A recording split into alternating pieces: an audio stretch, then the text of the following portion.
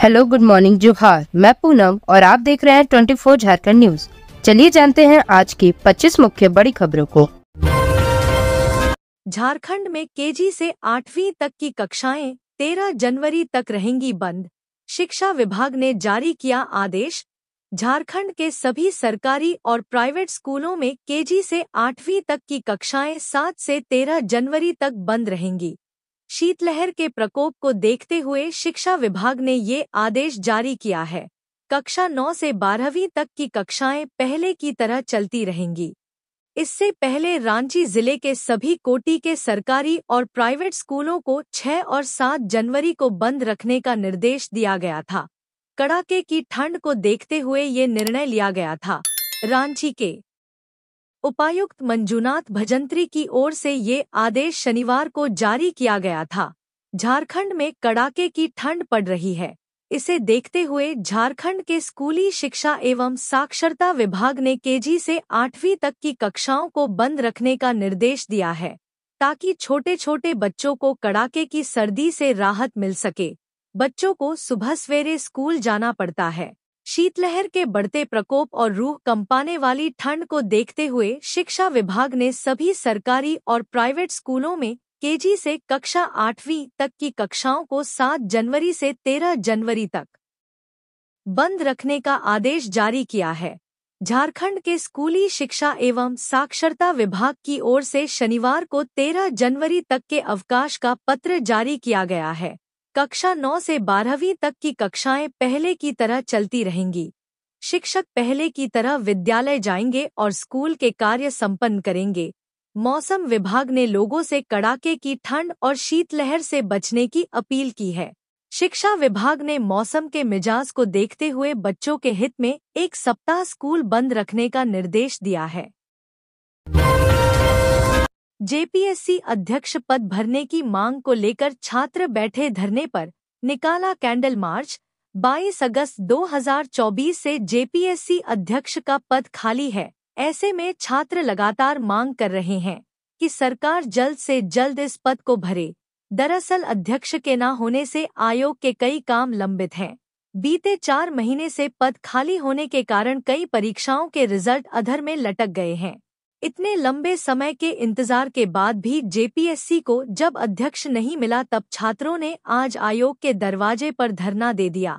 धरने पर बैठे छात्रों ने जेपीएससी अध्यक्ष पद को भरने की मांग के साथ ही जेपीएससी 11 से 13 तक के मेंस रिजल्ट को भी जारी करने की मांग की है। उनका कहना है कि अध्यक्ष के न होने से कई ऐसी परीक्षाएं हैं जिनके रिजल्ट जारी करने में देरी हो रही है। ऐसे में छात्र परेशान हैं। जेपीएससी अध्यक्ष पद को भरने की मांग को लेकर शनिवार को दिन भर छात्र आयोग के सामने धरने पर बैठे रहे। वहीं शाम में छात्र इसी मांग को लेकर कैंडल मार्च लेकर फिरायालाल चौक पहुंचे और सरकार तक अपनी बात पहुंचाने की कोशिश की। इस दौरान छात्रों ने सरकार के समक्ष ये मांग रखी कि आगामी 7 जनवरी को होने वाले कैबिनेट की बैठक में इस मामले पर संज्ञान लिया जाए और जल्द से जल्द अध्यक्ष पद को भरा जाए। दुमका में भीषण सड़क हादसा, ट्रक और ऑटो की टक्कर में 2 महिला समेत 4 की मौत। मुफस्सिल थाना क्षेत्र में दुमका रामपुरहाट मुख्य मार्ग पर दासोराय डीह के पास पेट्रोल पंप के सामने शनिवार की देर शाम भीषण हादसा हुआ। इसमें एक ही परिवार के 3 लोग समेत 4 की मौत हो गई, जबकि 4 अन्य घायल हो गए। मृतकों में कढ़लबिल के रहने वाले संजय साह 55 साल, उनकी पत्नी पूनम देवी 45 साल और उनकी बेटी मुस्कान 22 साल शामिल हैं। हादसे में ऑटो के चालक बिट्टू की भी मौत हो गई। संजय साह एक सीमेंट कारोबारी के यहां मैनेजर के तौर पर कार्यरत थे। मृतक संजय साह के बेटे रोशन कुमार, नौनीहाट की रहने वाली संजय की साली सरिता देवी और उनकी 2 बेटियां नैन्सी और लवली कुमारी घायल हैं। सरिता की एक बेटी को छोड़ 3 घायलों को बेहतर इलाज के लिए रेफर कर दिया गया है।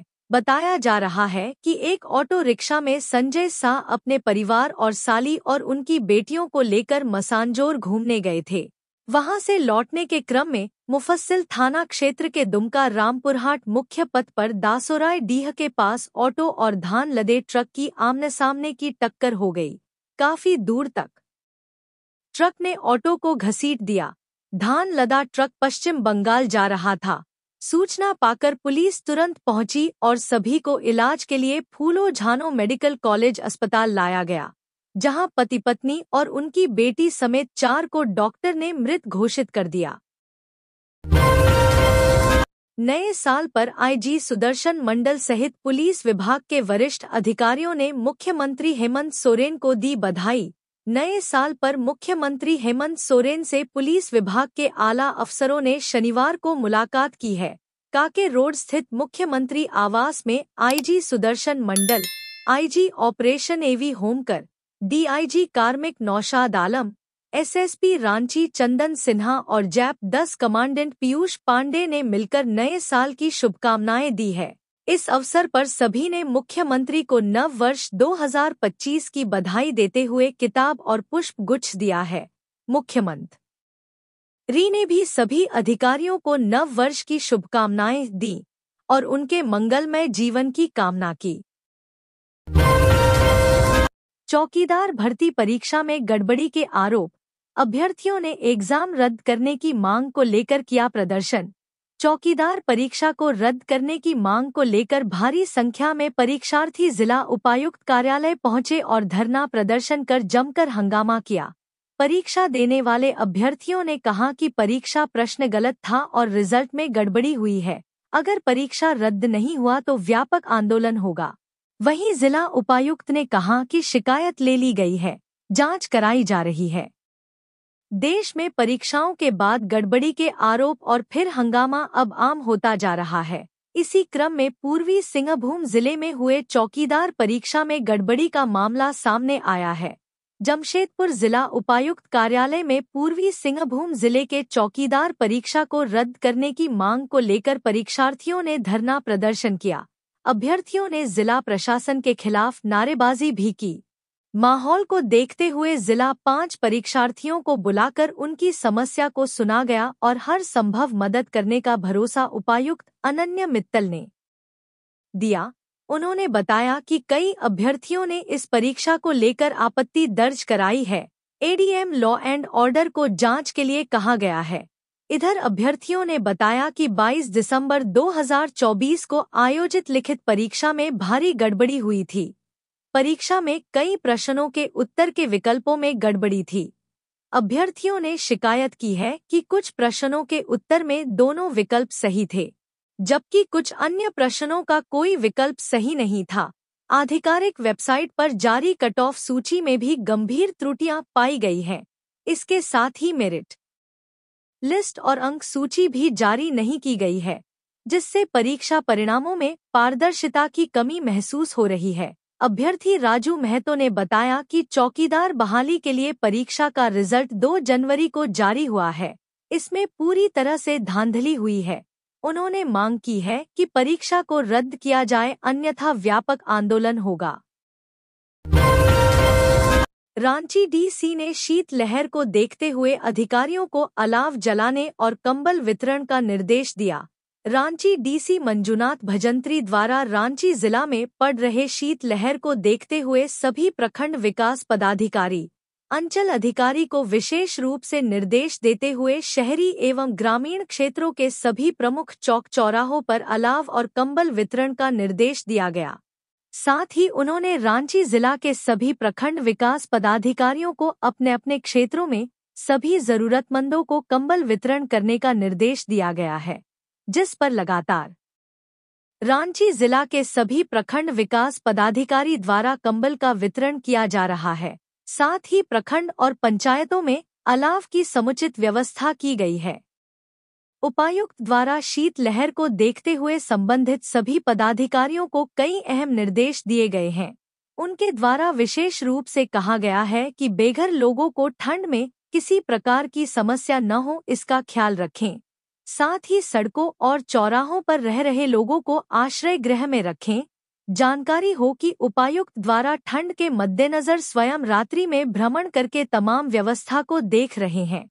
उनके द्वारा जरूरतमंदों को कंबल भी दिया गया।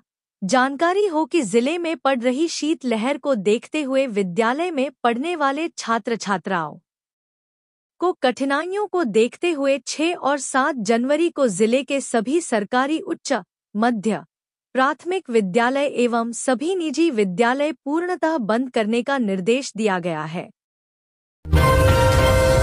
धनबाद में कोयला तस्करों का दुस्साहस, ग्रामीणों पर की फायरिंग, आक्रोशित लोगों का आंदोलन जारी। धनबाद जिले में कोयला तस्करी में शामिल धंधेबाजों का मनोबल काफी बढ़ा हुआ है। यही कारण है कि कोयला चोरी का विरोध करने पर कोयला तस्कर फायरिंग और मारपीट करने से भी गुरेज नहीं करते हैं। ताजा मामला रामकनाली ओपी क्षेत्र के केशलपुर कुम्हार बस्ती का है। कोयला चोरी का विरोध करने पर तस्करों के द्वारा न सिर्फ फायरिंग की गई बल्कि पथराव और मारपीट भी की गई है। पुलिस ने मौके से खोखा भी बरामद किया है। इस घटना में 5 से 6 लोग घायल हुए हैं। ग्रामीण टिंकू प्रजापति ने बताया कि अंबे आउटसोर्सिंग में अवैध तरीके से कोयले का खनन किया जा रहा है। कोयला तस्कर के द्वारा किए जा रहे अवैध उत्खनन के कारण आसपास के इलाके में बसी आबादी के ऊपर खतरा मंडराने लगा है। शुक्रवार को अचानक जमीन धंस गई, जिसके कारण ग्रामीणों ने विरोध किया और आंदोलन पर उतर गए।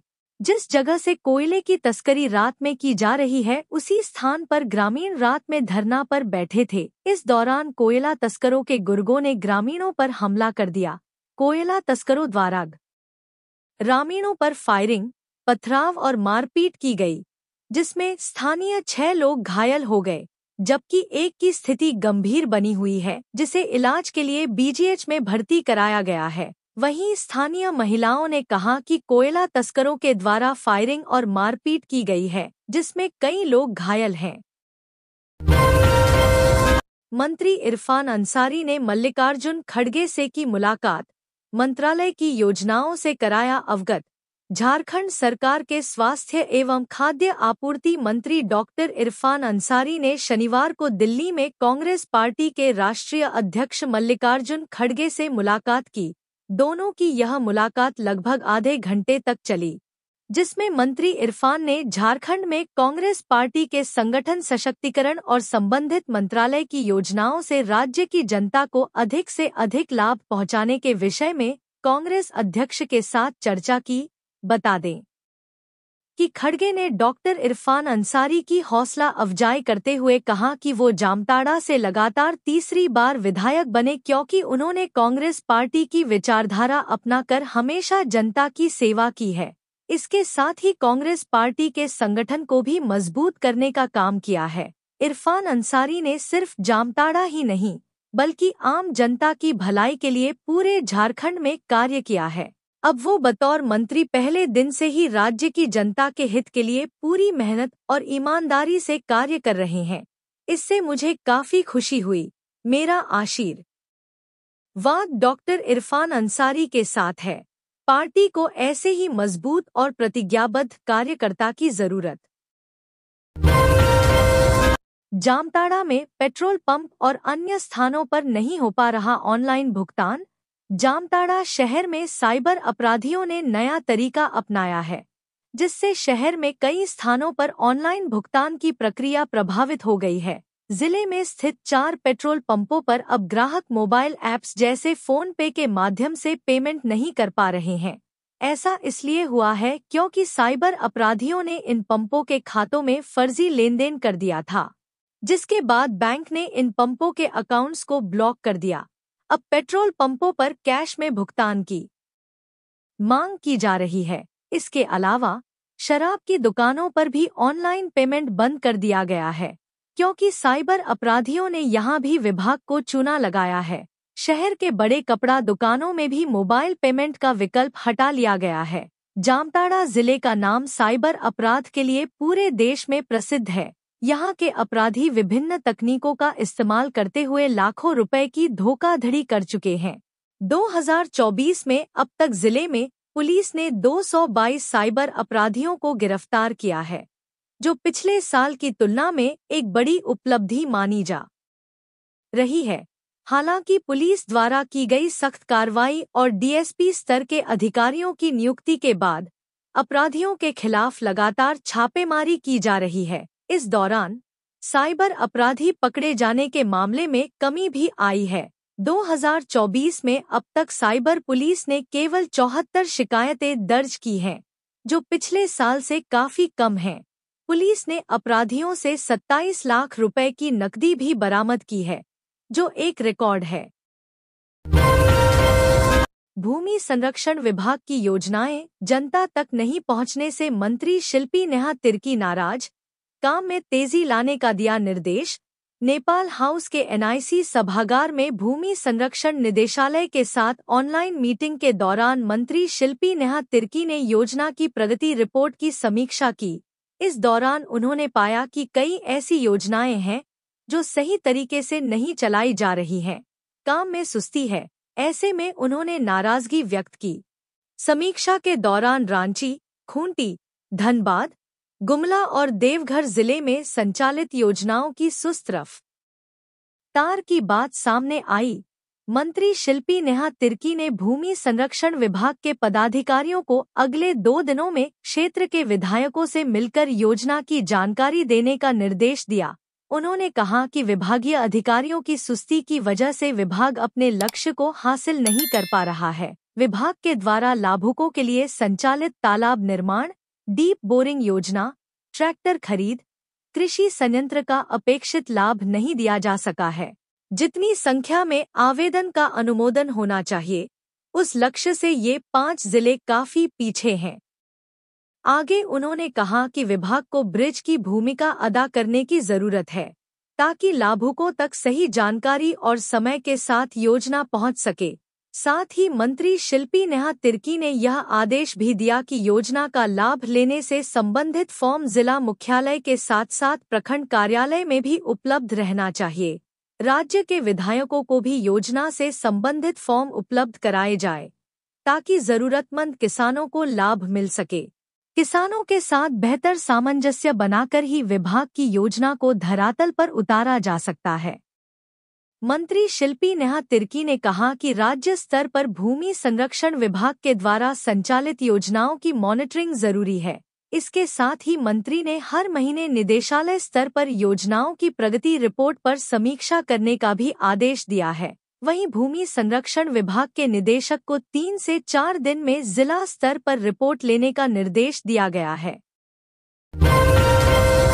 सीएम हेमंत सोरेन से मिला सिख समुदाय का प्रतिनिधिमंडल, गुरु गोविंद सिंह उत्सव में आने का दिया न्योता। मुख्यमंत्री हेमंत सोरेन से आज काके रोड रांची स्थित मुख्यमंत्री आवासीय कार्यालय में सिख समुदाय से एक प्रतिनिधिमंडल ने मुलाकात की। इस अवसर पर उन्होंने मुख्यमंत्री हेमंत सोरेन को 19 जनवरी 2025 को गुरु गोविंद सिंह पब्लिक स्कूल प्रांगण में आयोजित गुरु गोविंद सिंह जयंती उत्सव में सम्मिलित होने हेतु सादर आमंत्रित किया। हजारीबाग में मेडिकल कॉलेज अस्पताल में उद्घाटन कार्यक्रम के दौरान अव्यवस्था, मरीज हुए परेशान। शेख भिखारी मेडिकल कॉलेज अस्पताल में 12 बजे से लेकर लगभग 1:30 बजे तक अव्यवस्था का आलम रहा। प्रदीप प्रसाद ने अपने जन्मदिन के अवसर पर हजारीबाग वासियों को एक सौगात दी है। संजीवनी सेवा कुटीर नाम का एक हेल्प टैक्स बनाया गया है, जो मरीज को हर तरह की सहायता उपलब्ध कराएगी। इसे लेकर उद्घाटन किया गया। इस उद्घाटन कार्यक्रम के दौरान 2 सांसद और 3 विधायक भी अस्पताल पहुंचे। इसके अलावा प्रदीप प्रसाद के कई समर्थक और भारी संख्या में आम लोग भी पहुंचे। कार्यक्रम स्थल का चयन अस्पताल परिसर के अंदर ही किया गया। अत्यधिक गाड़ी और आम जनता के आने के कारण वहां ट्रैफिक जाम की स्थिति बन गई। वहां पर स्थिति ऐसी हो गई कि प्रदीप प्रसाद को भी मंच छोड़कर ट्रैफिक दुरुस्त करते हुए नजर आए। इस दौरान विधायक प्रदीप प्रसाद ने खुद मोर्चा संभालते हुए कई गाड़ियों को अस्पताल परिसर से बाहर भी निकाला। उनके समर्थक भी इस दौरान उनके साथ नजर आए। इस दौरान मरीजों को काफी फजीहत का सामना करना पड़ा। मरीज को गाड़ी अस्पताल के बाहर ही छोड़ना पड़ा और वह पैदल मरीज लेकर अस्पताल पहुंचते हुए नजर आए। कुछ मरीज जिन्हें ट्रॉमा सेंटर से डिस्चार्ज किया गया था, वह भी वहां से पैदल आए, क्योंकि अंदर गाड़ी जाने की इजाजत नहीं थी। राजेश कुमार ने कहा, चौकीदार बहाली में एससी समुदाय को मिले हक, आबादी के अनुसार नहीं मिल रही प्राथमिकता। सामाजिक कार्यकर्ता राजेश कुमार ने चौकीदार बहाली में एससी समुदाय को प्राथमिकता देने की मांग कही है। कहा है कि राज्य में चौकीदार के पदों की बहाली प्रक्रिया जारी है, लेकिन यह चिंताजनक है कि एससी अनुसूचित जाति समुदाय के लिए एक भी पद रिक्त नहीं है। झारखंड में अनुसूचित जातियों की आबादी लगभग 12 से 15% है, फिर भी उन्हें इस बहाली में कोई प्रतिनिधित्व नहीं मिला है। राजेश ने आगे कहा, झारखंड राज्य भर में चौकीदार की बहाली प्रक्रिया चल रही है। यह स्पष्ट है कि एससी समुदाय को नजरअंदाज किया जा रहा है। कई जानकारों का कहना है कि पहले चौकीदार की बहाली में दलित समुदाय को प्राथमिकता दी जाती थी, लेकिन हाल के वर्षों में ऐसा लग रहा है कि विशेष कानूनों या नीतियों के कारण एससी समुदाय को इस प्रक्रिया से बाहर रखा गया है। इस स्थिति का सामाजिक और आर्थिक प्रभाव बहुत गहरा है।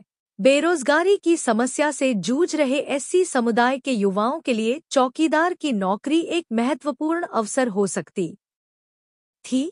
इसलिए इस समुदाय के लिए विशेष सीटों का आवंटन न केवल उनके अधिकारों के लिए आवश्यक है, बल्कि उनकी आर्थिक स्थिति में सुधार करने के लिए भी आवश्यक है। समाज के बुद्धिजीवियों की मांग है कि सरकार और संबंधित विभाग इस मुद्दे पर तुरंत संज्ञान लें और एससी समुदाय के लिए विशेष सीटें जोड़कर पुनः बहाली प्रक्रिया शुरू करें। अगर ऐसा नहीं किया गया तो यह न केवल सामाजिक न्याय को छिन्न भिन्न करेगा, बल्कि विभिन्न समुदायों के बीच असंतोष और तनाव को भी बढ़ा सकता है।